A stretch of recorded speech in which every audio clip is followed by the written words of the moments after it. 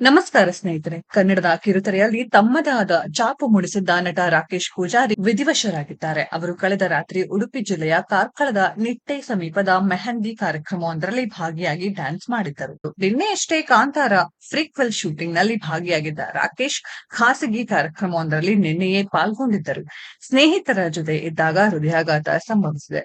Low ಬಿಪಿಯಿಂದ ಸಹ ಸಮಸ್ಯೆ ಕಾಣಿಸಿಕೊಂಡಿತು ಎಂಬ ಮಾಹಿತಿ ಇದೆ. ಸುಸ್ತು ಅಂತ ಸ್ನೇಹಿತರ ಬಳಿ ಹೇಳಿದಾಗ ತಕ್ಷಣ ರಾಕೇಶ್ ಅವರನ್ನ ಖಾಸಗಿ ಆಸ್ಪತ್ರೆಗೆ ಕರೆದುಕೊಂಡು ಹೋಗಿದ್ದಾದ್ರೂ ಅಲ್ಲಿ ಅವರು ಚಿಕಿತ್ಸೆಗೆ ಸ್ಪಂದಿಸದೆ ನಿಧನ ಹೊಂದಿದರು ಎಂಬ ಮಾಹಿತಿಯನ್ನ ವೈದ್ಯರು ತಿಳಿಸಿದ್ದಾರೆ ಎಂದು ತಿಳಿದು ಬಂದಿದೆ. ಇನ್ನು ಮಧ್ಯರಾತ್ರಿ 1 ಗಂಟೆಗೆ ಇಹಲೋಕ ತ್ಯಜಿಸಿರೋ ರಾಕೇಶ್ ಕೊನೆಯದಾಗಿ ದಸ್ತಕ್ ಸಿನಿಮಾದ ಪ್ರೀಮಿಯರ್ ಶೋನಲ್ಲಿ ಭಾಗಿಯಾಗಿದ್ರು. ಅಲ್ಲದೆ ಇತ್ತೀಚೆಗಷ್ಟೇ ಆಕ್ಸಿಡೆಂಟ್ ಆಗಿತ್ತು. ಹೆಲ್ತ್ ಇಶ್ಯೂ ಇರಲಿಲ್ಲ ಎಂದು ತಿಳಿದು ಬಂದಿದೆ. ಸದ್ಯ ಕಾರ್ಕಳ ನಗರ ಪೊಲೀಸ್ ಠಾಣೆಯಲ್ಲಿ ಈ ಸಂಬಂಧ ಪ್ರಕರಣ ದಾಖಲಾಗಿದೆ. ಕೂಡೆ ನಿವಾಸಿಗಳಾದ ದಿನಕರ್ ಪೂಜಾರಿ ಮತ್ತು ಶಾಂಭವಿ ದಂಪತಿಗಳ ಪುತ್ರ ರಾಕೇಶ್ ಪೂಜಾರಿ ಇವರು ತಮ್ಮ ಶಾಲಾ ಶಿಕ್ಷಣವನ್ನ ಕೆಮ್ಮಣ್ಣು ಕಾರ್ಮೆಲ್ ಹೈಸ್ಕೂಲ್ ಮತ್ತು ಕಲ್ಯಾಣಪುರದ ಮಿಲಾಗ್ರಿಸ್ ಕಾಲೇಜಿನಲ್ಲಿ ಪಡೆದಿದ್ದಾರೆ.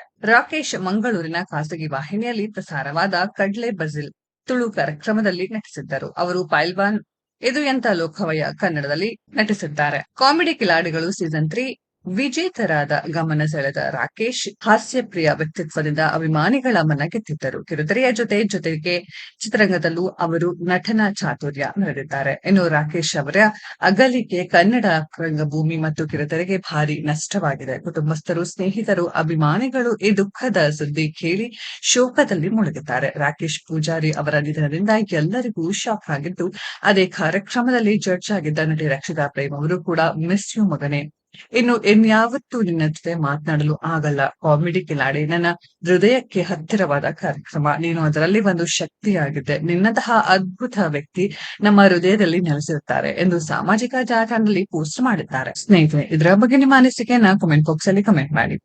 ಈ ವಿಡಿಯೋ ಇಷ್ಟ ಆಗಿದ್ರೆ ಲೈಕ್ ಮಾಡಿ, ಶೇರ್ ಮಾಡಿ, ಚಾನೆಲ್ ನ ಸಬ್ಸ್ಕ್ರೈಬ್ ಮಾಡಿ, ಪಕ್ಕದಲ್ಲಿ ಇರೋ ಬೆಲ್ ಐಕಾನ್ ನ ಹಿಟ್ ಮಾಡಿ. ಮುಂದಿನ ವಿಡಿಯೋದಲ್ಲಿ ಭೇಟಿಯಾಗೋಣ. ಧನ್ಯವಾದಗಳು.